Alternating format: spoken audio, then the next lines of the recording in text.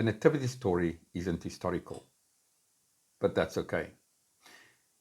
Hearing that Jesus probably wasn't born in Bethlehem in a manger, that will be very disturbing to some people. They might feel like Christmas is being taken away from them, that their faith is being attacked. But that's not what this video is about. In this video, we're just going to take an honest look at the birth narratives in the Gospels. And we're going to see that things probably didn't really happen the way that we were taught. But we're also going to see that it is about a real person, Jesus, that really lived, and his teachings were life-changing, and still today is life-changing. By taking an honest look at the Bible, it doesn't take Christmas away from us. We can still celebrate this beautiful Christian tradition, but just in a more honest way.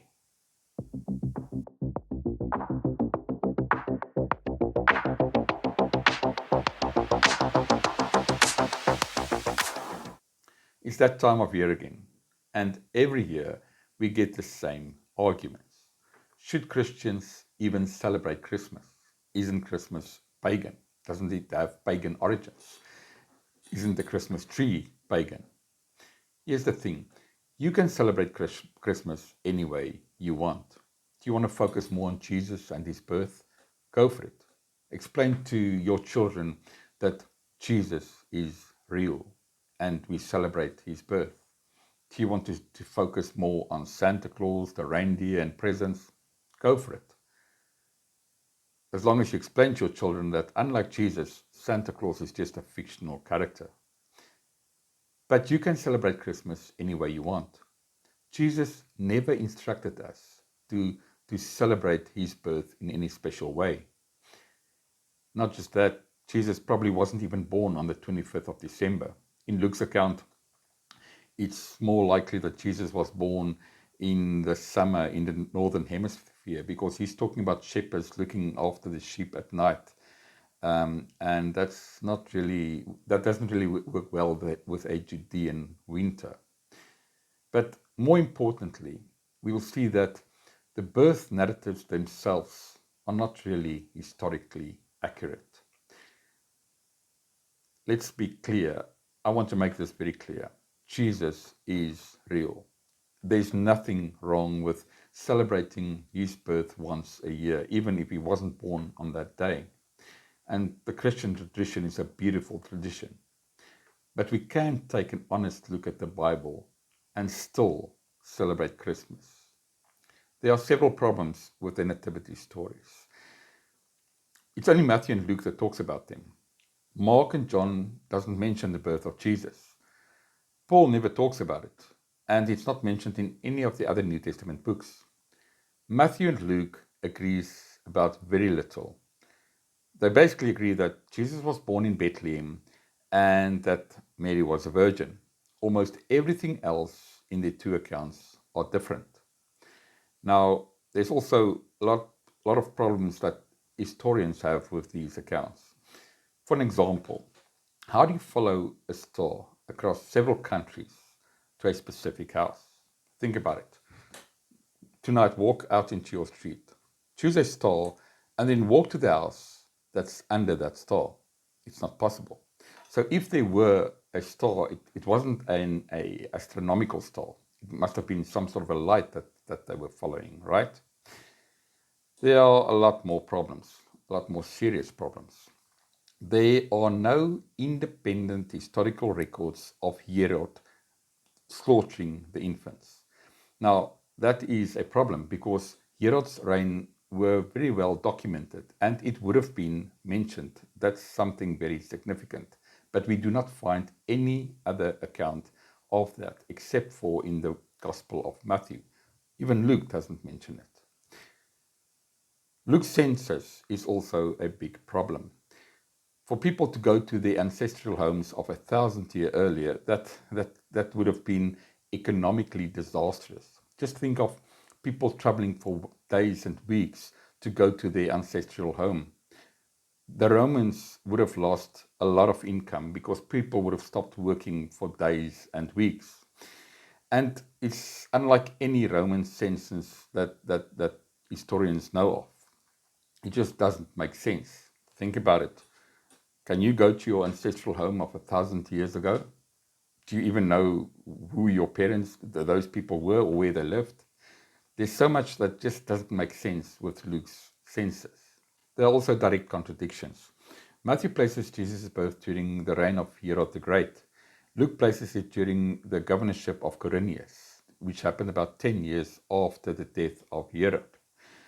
In Matthew, Joseph and Mary already stayed in Bethlehem.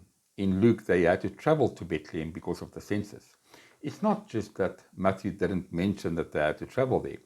If you think about it, Herod wanted to execute all the males under 2 years old. So they must have been living there for a while. Otherwise, he would have instructed them to kill just newborn babies. And afterwards, when they came back from Egypt, they wanted to go back to Bethlehem, their home, but then they couldn't, and then they had to relocate to Nazareth.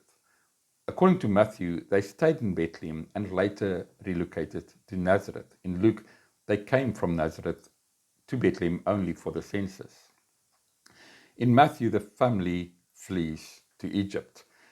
It's not that Luke doesn't just tell the story of the trip to Egypt. He goes into detail, explaining what happened after the birth of Jesus, even explaining that they had to stay there for 40 days in Bethlehem, and then directly after that, they went to Nazareth. There is no space for a trip to Egypt in Luke's account.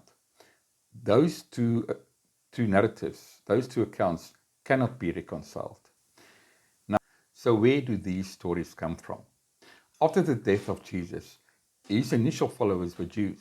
They were looking at the Hebrew Bible, trying to find evidence of Jesus.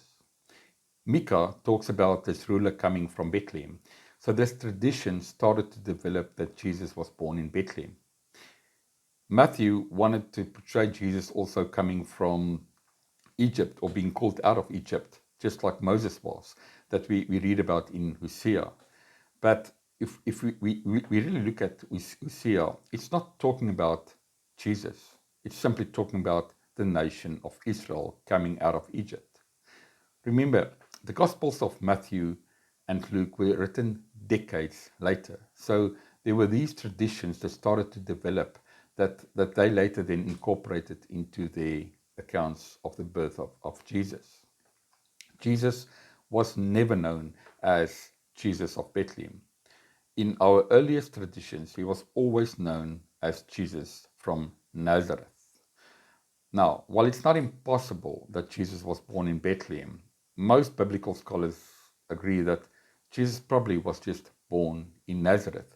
And it's just these traditions that started to develop over time about Jesus being born in Bethlehem and the whole trip to Egypt. But there's good news. Even if the nativity stories isn't historically accurate, it doesn't mean that Christmas is meaningless. I can still look at the nativity scene and think that's beautiful.